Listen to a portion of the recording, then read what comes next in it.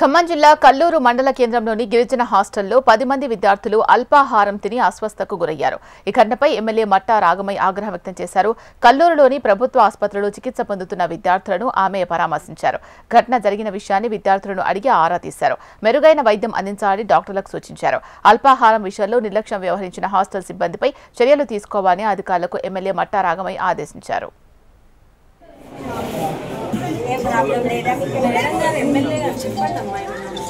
చెప్పండి మీకు ఏమైంది అక్కడ ఒక అక్క చెప్పింది మీరు చెప్పండి ఉన్నది ఉన్నట్టు చెప్పండి.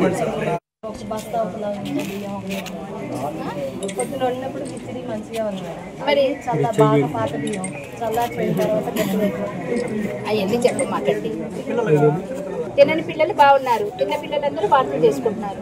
మన పిల్లలకైతే ఎట్లుంటదండి, మనకి బాధ ఉండదా? అందరు తినలా వీళ్ళు తినలా.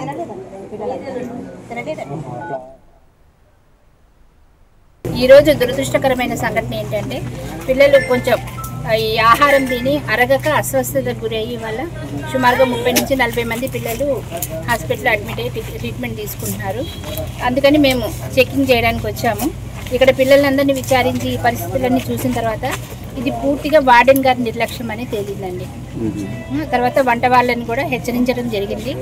మన మేడం గారు వచ్చారు, డిస్ట్రిక్ట్ ట్రైబల్ వెల్ఫేర్ ఆఫీసర్, వారికి కూడా మేము ఒకటే చెప్పాము, ఈ సంఘటనకి పూర్తి బాధ్యతలు ఎవరో విచారించి ఇక్కడ పరిస్థితులన్నీ విచారించి కఠినమైన చర్యలు తీసుకోవాలి. పిల్లలకి వసతులన్నీ మెరుగుపరిచేలా చర్యలు తీసుకోవాలి.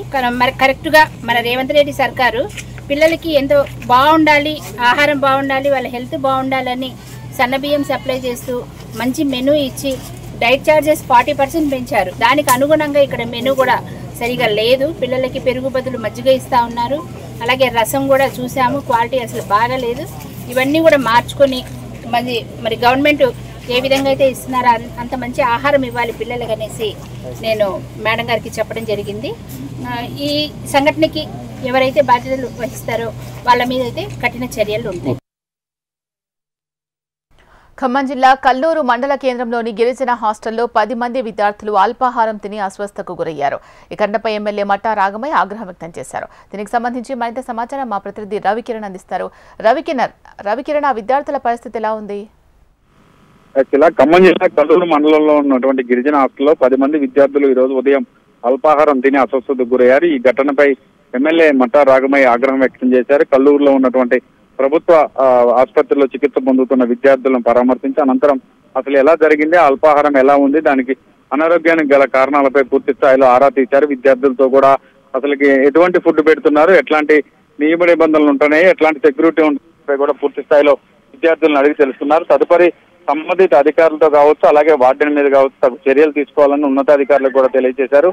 ప్రస్తుతం వాళ్ళకు ఏదైతే అస్వస్థతకు గురైనటువంటి 10 మంది విద్యార్థులు ఉన్నారో వారిలో ఒకరిద్దరి పరిస్థితి మెరుగున్నా మిగతా వారి పరిస్థితి ఇప్పుడిప్పుడే కోలుకుంటున్నట్టుగా ఆమె స్వయంగా డాక్టర్ కావడంతో ఆమె వైద్య పరీక్షలు కూడా నిర్వహించి వాళ్ళకి పలు సూచనలు కూడా చేయడం జరిగింది. ప్రస్తుతం ఈ ఘటన జిల్లా వ్యాప్తంగా కూడా చర్చనీయాంశంగా మారింది. గతంలో భద్రాచలంలో జరిగిన ఘటన కావచ్చు, అలాగే అసురాపేట ఆశ్రమ పాఠశాలలో జరిగిన ఘటన కావచ్చు, ఇప్పుడు మూడోసారిగా ఇదే విధంగా ఆశ్రమ పాఠశాలలో ఒక్కొక్కటిగా అల్పాహారం విషయంలోనే అనేక ఘటనలు చోటు చేసుకుంటున్నాయి. దీంట్లో విద్యార్థులందరూ కూడా అస్వస్థతకు గురవుతున్న ఘటనలపై జిల్లా వ్యాప్తంగా ఉన్నటువంటి ఉన్నతాధికారులు కూడా సీరియస్ అవుతున్నారు. ఇప్పటికే సంబంధిత ఉన్నతాధికారులు కూడా దీని మీద ఎంక్వైరీకి ఇచ్చినట్టుగా తెలుస్తుంది. దీని మీద తదుపరి 2 రోజుల్లో పూర్తి స్థాయిలో విచారణ చేసి అసలు ఆ ఫుడ్ ఏం పెడుతున్నారు, హాస్టల్కి సంబంధించి సెక్యూరిటీ ఎట్లా ఉంటుంది, అలాగే ఫుడ్ విషయంలో కావచ్చు, వాటర్ విషయంలో కావచ్చు సరైన సదుపాయాలు కల్పిస్తున్నారా లేదా అన్న దానిపై పూర్తి స్థాయిలో సమగ్ర విచారణ కూడా చేస్తామని అధికారులు అయితే చెప్తున్నారు.